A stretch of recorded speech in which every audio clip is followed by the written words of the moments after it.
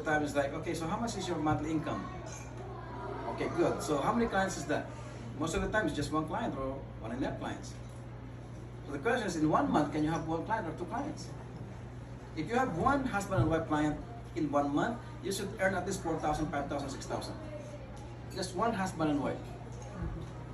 So when you quit your job, you know what happened? You have more time. You have more time. It could be an asset. It could be a liabilities. Asset meant to say invest more of that time, doing the business. And Liabilities is like suddenly you're watching YouTube or teleseries or something like that. Yeah. You have more time watching Facebook video. I mean, if I'm the one really young today, I'm gonna probably invest 2-3 hours, 4 hours a day of personal development. Like listening to a video or watching something like Tony Robbins. Buy those programs, like $200, $300 program.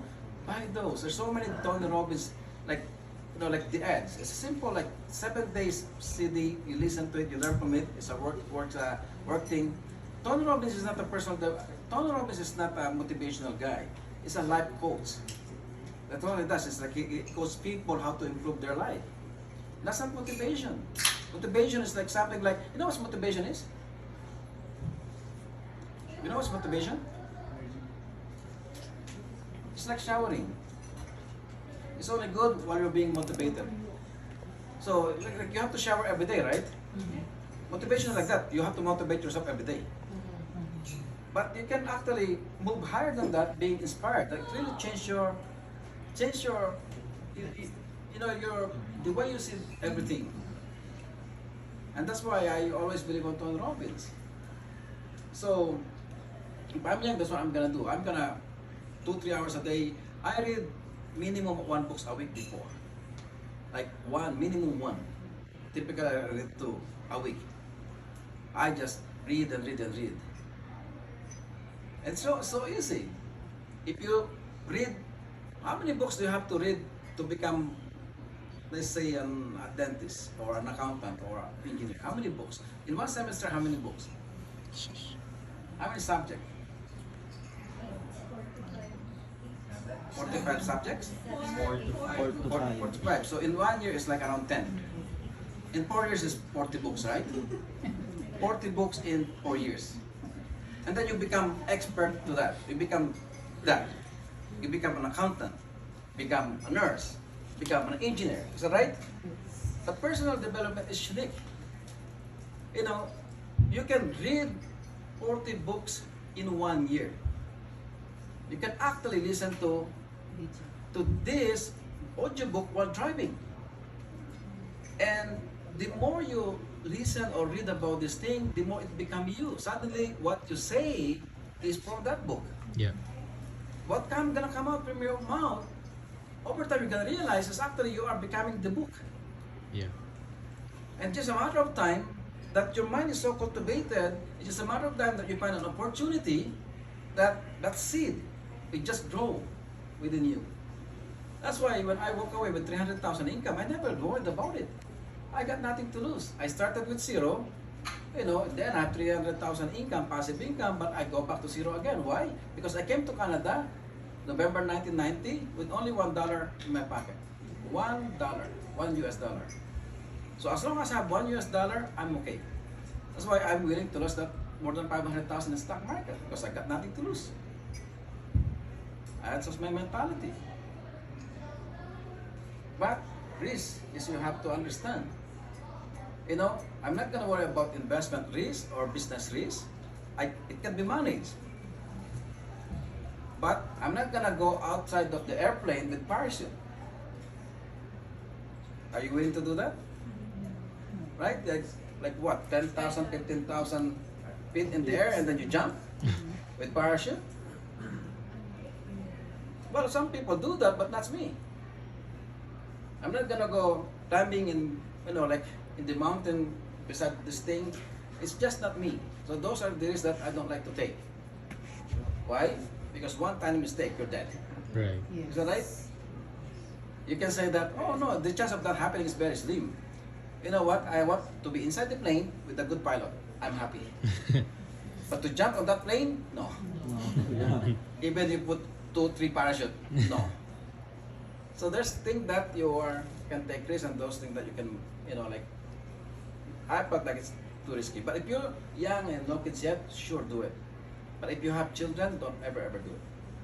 Don't take risks when you have children. So those type of things that it can harm you. So if you burn your bridge, the question is this: if you quit a job, who's gonna pay your bills? You. Yourself. Is that right? Yeah. You. So if you don't act, if you don't call, if you don't talk, if you don't present, if you don't close, you don't recruit, no one's gonna pay your bills except you. 100%. And now when you have passive income, you know that no matter what the income will be there, but don't be comfortable. Like, use it as a base. Look, it's like that's the foundation. The question is, okay, how many stories do you want? That's fine. It's like a bungalow. To me, like the 3,000 passive income is like the main floor of a bungalow. But the question is, are you sure that's all you want, or you want higher than that? There's no limit actually if you look at it. So it's up to you. But the key is, no matter what, you'll be okay financially. So quitting a job, manage it if you want to, or you know what, go all in. I have that philosophy. I burn my bridge. And I learned those from tapes and CDs that I listen to, books that I read to. There's a story about that in like Mexico, the Spanish galleon. The captain asked all the sailors, like, okay, burn all the ship that we have. We're not gonna go back. We're only gonna go back if we win, and then we're gonna use their ship going back. So they burned their bridge, their ship. Now they wanna see their family back home, right? Yeah. So, mean to say, they have to win. They have to be alive and they have to win, so that way they can use their enemy's boat to go to them back home. That's like really, it's a matter of life and death, matter of like seeing your family. So the same thing with the job. You know, who's gonna pay the bills? You. Even if you are AGA, even if you're SVP, EVP, or SVC, on our leadership, I always talk about this. Yes, passive income is good, but it's gonna go a point that you really have enough passive income, but never ever stop producing. Like, even you making 500,000, 600,000, produce every month or every year to pay your bills. So that way you don't depend on your team.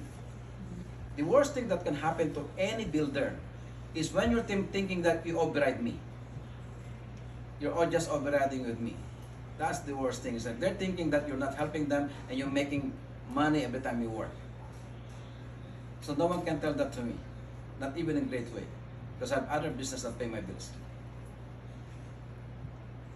I design it that way, so that way I can have, I can be confident on what I do. But in a great way, I just invest. That's what we do. Any question? My mistake is I forgot.